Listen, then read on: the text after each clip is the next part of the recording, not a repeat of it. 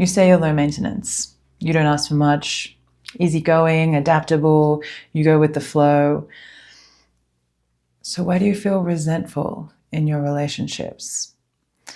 And this doesn't normally look like a problem. On the surface, you're considerate, you're easy to be around, and people like it, actually. But there's a cost. Like, if you're the person who is always reaching out, making plans, making the effort, extending the invitation, and you never say that you would like that effort in return, and then everything is fine until it's not. Suddenly you notice yourself exhausted, frustrated. Then maybe there's this narrative that's coming up that you're the one that does all the work.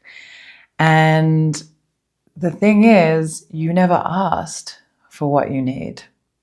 You're not low maintenance. You just learn to ignore your needs. And that's what we're going to talk about today. This video is part of my NVC Fundamentals series. If you haven't seen the others, I'll put a link in the description. You don't need to have seen them for this video to make sense, but they do sort of build on one another a little bit. So if some of this seems like you're missing some scaffolding, then go back and check those other ones out and come back here again. Today we're going to be talking about making requests. And this is a little bit more complicated than it sounds. There's actually some nuance in there. If you're someone who identifies as easygoing or low maintenance, this might be the piece that is missing. First, why don't we just ask for what we need? Well, it's not laziness and it's not a personality trait. There's usually something much deeper that's going on there. It could be that you learned when you were young that your needs were an inconvenience for someone. It could be a fear of rejection. It could be a fear of being too much.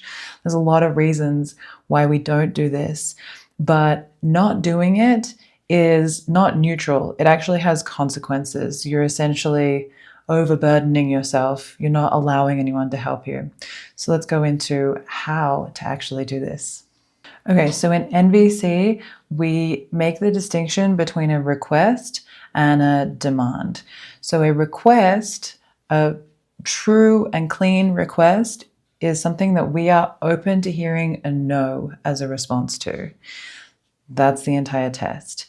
If you hear a no and your response is something like to withdraw as punishment, to use guilt, or some kind of manipulation tactics, if it's going to affect the way that you treat that person in the future, it was probably a demand, just kind of packaged differently. So a demand says, I need this. And if you don't give it to me, something bad is going to happen in the way that I treat you or the way that I perceive you. A request says, I need this thing and I'm hoping that you will genuinely help me with it from your heart. And with the request, if you say no, it's okay. If I feel disappointment, that's okay. It can still be a request and I can feel disappointment, but it doesn't mean that I'm going to treat you differently. And that might sound terrifying if you're someone who struggles to make a request in the first place. But something genuinely interesting happens when you start to practice this. And it's not to say that everything is going to go perfect, because we can't control how other people respond to our requests. However, when you start to practice it and you start to interact with other people who understand that your request is a genuine request and not a demand in, not like a wolf in sheep's clothing kind of thing, then you're going to start to see something pretty special happen. I want to give you an example of what this can look like. So early on, when I started practicing NVC, I got a message from a woman I didn't know very well. I would call her an acquaintance at the time. And she knew that I had a truck. And she asked me if I would be willing to help her move a piece of furniture from place A to her house. Now, I felt a very strong no to this request. It was a resounding no in my body. And I shared that with her. And I gave her a little bit of my feelings around it. And she responded by thanking me for sharing my truth on the matter. So that was kind of very eye-opening for me, because my context growing up was that requests were not actually true requests. They were kind of demands, and that they would be followed up with some kind of punitive behavior if they weren't fulfilled. So I definitely had some prickly defensive feelings when I expressed in a nonviolent way that I was not going to help with this thing. But her response, that she thanked me for that, actually was extremely refreshing to me. And we ended up becoming friends after it. It was a very great basis for a friendship. So me saying no and her taking that no in the way that it was intended to protect my peace was the beginning of a friendship. Okay, so how do you make an NVC-style request?